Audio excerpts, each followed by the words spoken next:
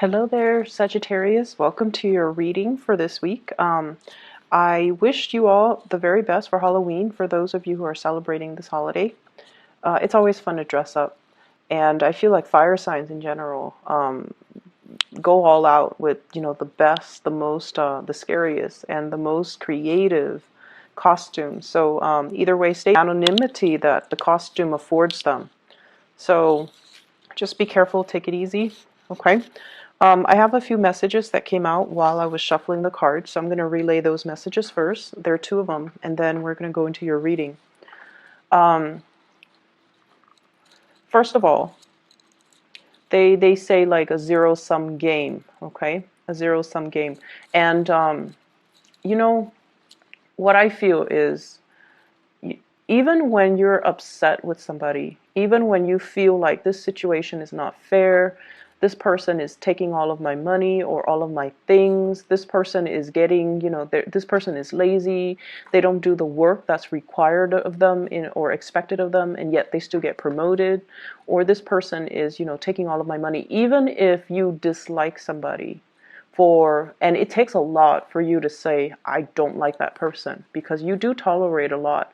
You are also very tolerant, I feel, of other people's quirks, their deficits. You see it, but you're tolerant, and it takes a lot for you to say like you absolutely hate somebody, because you don't have hate for a lot of people.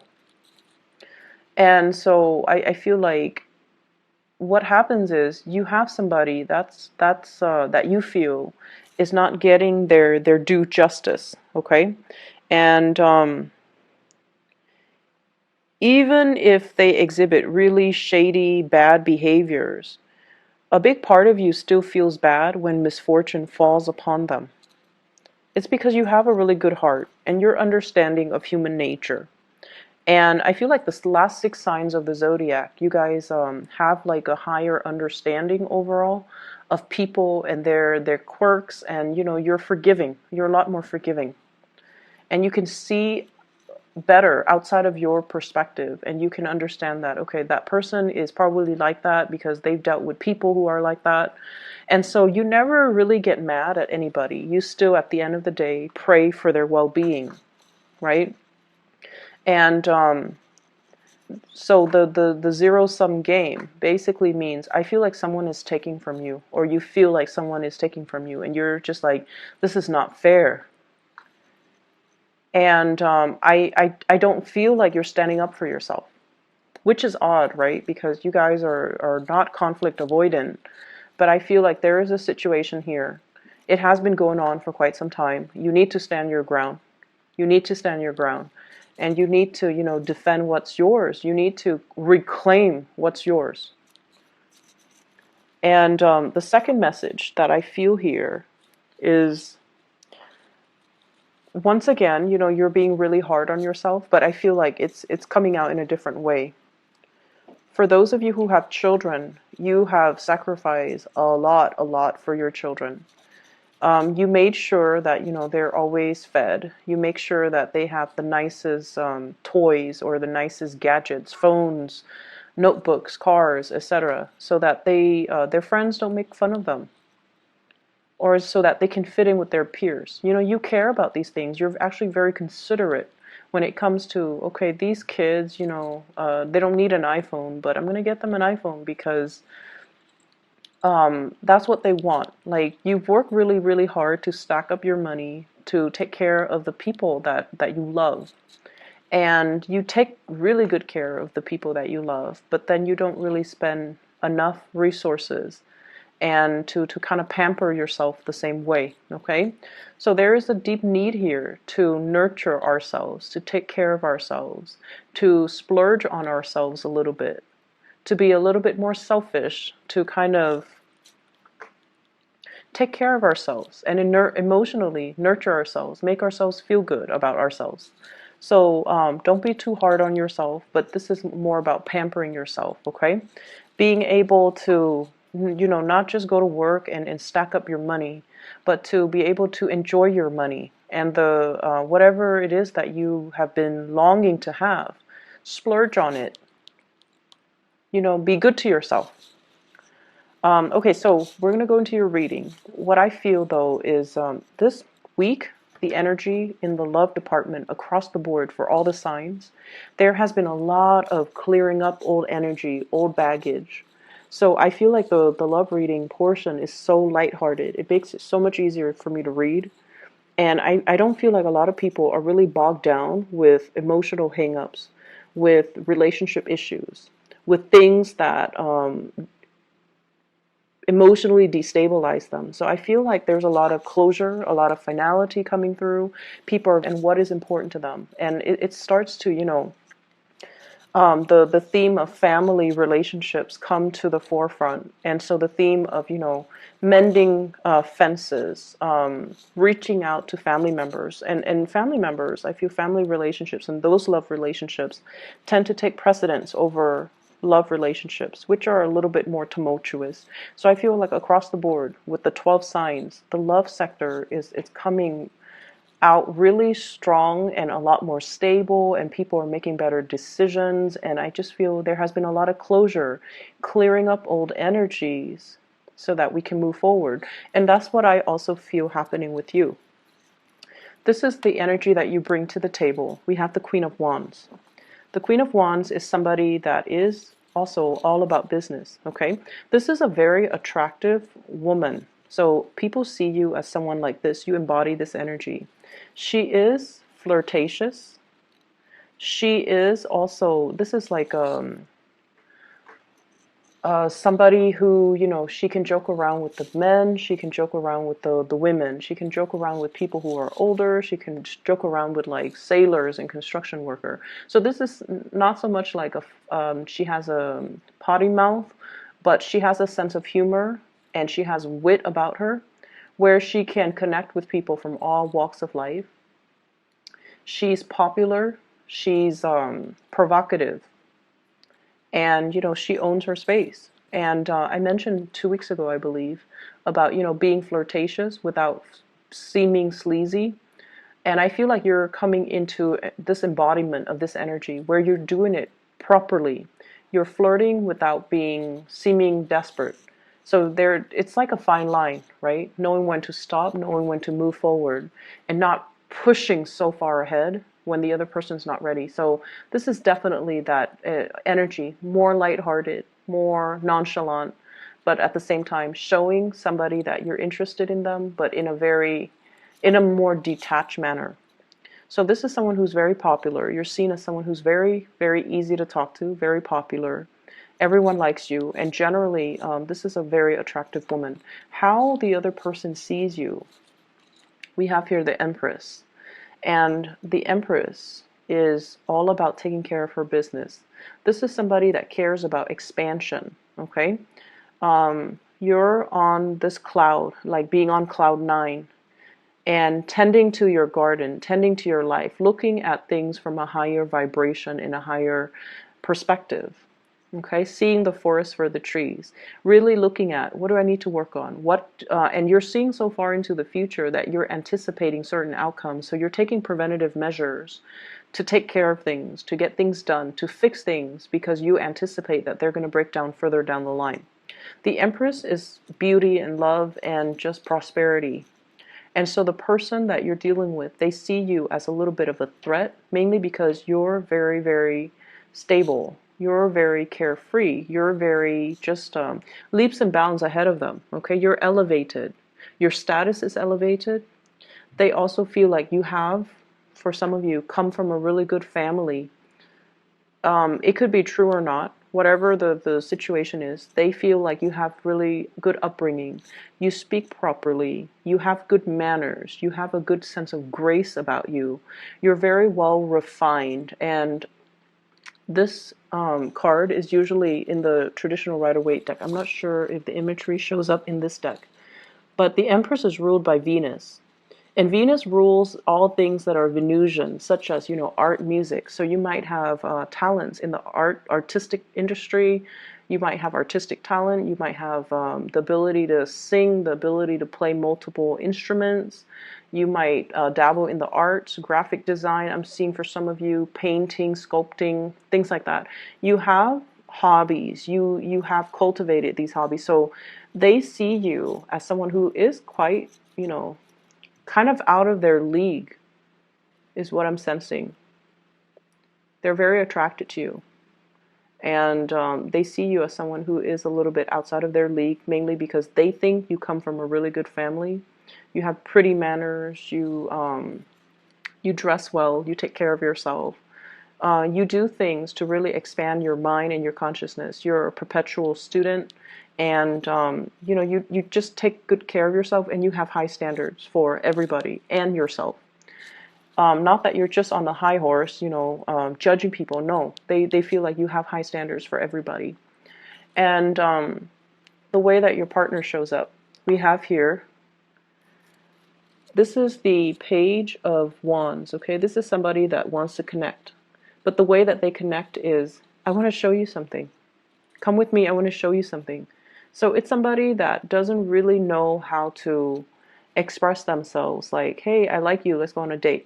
I feel like they jump the gun a little bit, and they also want to test the waters with you. So it's somebody who's a little bit more on the playful end. Their energy is very lighthearted. They want to communicate with you, but their communication, she's holding a letter, so I feel like it's in written form, emails, text messages. Rather than calling, they text a lot. So if you're wondering why, it's because this person, they don't want to sit still for a conversation. They want to, whenever they have something strikes their fancy, they want to text you, they want to email you, they want to message you. So it's somebody that you're dealing with through a lot of written communication rather than verbal communication. This is the way it's playing out here. You're busy doing your own thing, and they catch your attention. And so I see somebody, coming around you, hovering around your space a lot. You could be, deep in thoughts, very immersed in your work, and they're like behind you, trying to catch your attention. Okay, and it's like attention seeking. Attention seeking. I feel like you're dealing with someone who's very different from you too, culturally, ethnically. The page energy, especially the suit of wands, usually indicates, different values, different upbringing, different religious belief, different philosophies in life, and different ideologies. You're dealing with someone who's very different from you. And so that's what I'm getting here. And the way that you see this person, we have here the Ten of Pentacles. Some of you are playing coy because you see this person as someone who's very privileged. And that could mean, they're, sometimes it could mean they come from a really good family. Everything in life happens for them in a very easy manner. So they don't really know what it feels like to really have to struggle, to get your hands dirty, to roll in the trenches, and to kind of work their way up. So in a way, you're kind of impatient with them because of their worldview is a little bit narrow-minded based on their privileged upbringing. Okay, I don't want to offend anybody who might be cross-watching, but I feel like the Sagittarius person has been through a lot, and it's understandably so, because Sagittarius had their Saturn return, their Saturn transit. So it's the Saturn return for some Sagittarius, and it's the Saturn transit a few years ago. And Saturn makes you older and wiser. Saturn brings lessons. And so the Sagittarius person has been through a lot. And because of that, they're not really, they understand more. And they're not really at a point where they want to continue playing games, okay? And so when somebody has gone through this Saturn transit, they're almost like 10 years older. It ages you. It teaches you what's important, and it teaches you what is good for you and what's bad for you. And it teaches you to kind of learn to kind of intuitively sense people and their motives. So in a way, it makes us a lot more skeptical after we have survived the Saturn transit. We're no longer a child. We're no longer idealistic. We have to make decisions from an adult standpoint. you like this person, I feel. But the relationship, it's like castle in the sky, okay? In the clouds. It's a very, very lofty, idealistic dream that you might have had about this person. But in terms of building anything stable, you might not feel like they are emotionally mature enough for you. You might not feel like they have enough to offer you. Not materially, but you might not believe their intentions and what they're bringing to the table. So I feel like there has been this, kind of reality sinking in that it's a pipe dream. I can't build on it anymore. And that's why you're kind of turning away. Like, I'll believe it when I see it. You want my attention? You've got my attention. But in terms of, me standing up and walking towards you, I'm not going to do that. So I feel like they're trying to get your attention. They're trying to communicate with you. But the communication and everything that they're saying, it's very much a pipe dream, and you are coming to the realization. Yes, it's disappointing, right? When the start of something has so much potential, but then once you're confronted with the reality, and it just feels like this person is not what I want. I like them, you like them, but it's just not what I need right now. And so I feel that element coming in here. For some of you, somebody is trying to build a future with you when they are not even financially stable. They're like, oh, let's do this, let's get a property, and they don't even have a job. It's like that ridiculous. And so you're not really, you're not really budging. You're just like, okay, I hear what you're saying. I'll believe it when I see it. And then you turn back around and you mind your own business while this person still tries to communicate. I feel, though, for others of you, there is another person coming into the picture that might be very much in alignment with you, but I just don't feel like they might be in another relationship because the Ten of Pentacles is about family. They might be trying to get out of that relationship and they're talking to you about it. But once again, you're not getting duped. You're not like excitedly telling them, oh yeah, when is that going to happen? Let's date in the meantime. No. You understand that things take time, and you understand that divorce, separation, breakups, you know that it doesn't happen swiftly, okay? Based on everything that you've lived through, you understand that everything is a process. And so if they're telling you this now, it might not be, until like 2 or 3 years down the line when they're finally ready. And by that time, you're not going to put your life on hold because you've got things to do. You've got things to do. Other people to date, other people to meet even. So major maturation process happening here, Sagittarius. In other areas of your life, well, actually, let me talk about this card. So what's happening between the two of you? We have here the Judgment card. And the Judgment card is sort of like the day of reckoning. I'll believe it when I see it. If I don't see anything physical or tangible, I don't believe it. It's just the reality of things, like snapping out of that, a sense of idealism and looking at a situation. Rather than just praying for things to happen, you want concrete evidence. You want something tangible and you want something real. They're going to keep trying to communicate with you. They're going to keep going. They're going to keep trying. They're going to just trying to connect with you. But what is really standing in your way here is the Empress, which is, this is what I want. I want stability. I want a marriage. And we have here the Ten of Pentacles, which is also what they want. But until they can give you this, because, you deserve this. You deserve this whole completion, the Ten of Pentacles, because you are the Empress. So until they can get themselves to this level, you're not really going to buy whatever, story they're trying to sell you, okay? Other areas of your life. I mentioned before about, a zero-sum game. You're dealing with this character here. This is a water sign. Pisces, Cancer, Scorpio. Very manipulative. Very manipulative. This is somebody that has been taking things from you. He or she gives you a sob story.